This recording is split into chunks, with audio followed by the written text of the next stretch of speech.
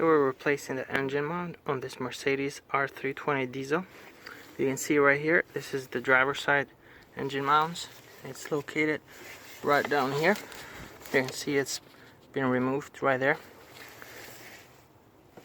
If you look at the mount, you can see how it was separated.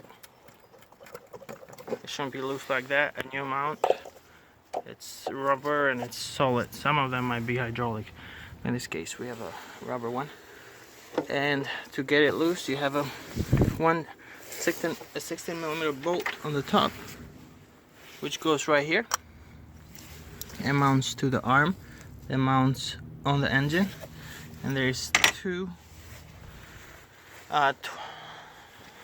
bolts on the bottom, one there and one there, and you will access them from the bottom. You need a long extension, at least like 12 inches, and once you do get that loose, you can push the engine mount all the way on the back to get it out, because you cannot pull it up here.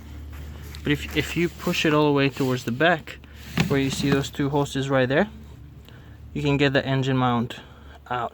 We do have the engine supported on the bottom right now, so we lifted it up about 1.5 inches or so, and now we're ready to install the new engine mount. Now you need to be extremely careful, because if the engine falls off that support and you have your hands right here, you can get seriously injured.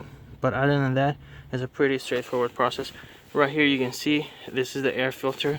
You have two bolts, one there, one there, that we had to disconnect to remove and then pull up the engine air filter housing, and then you'll be able to access the engine mounts, as you can see.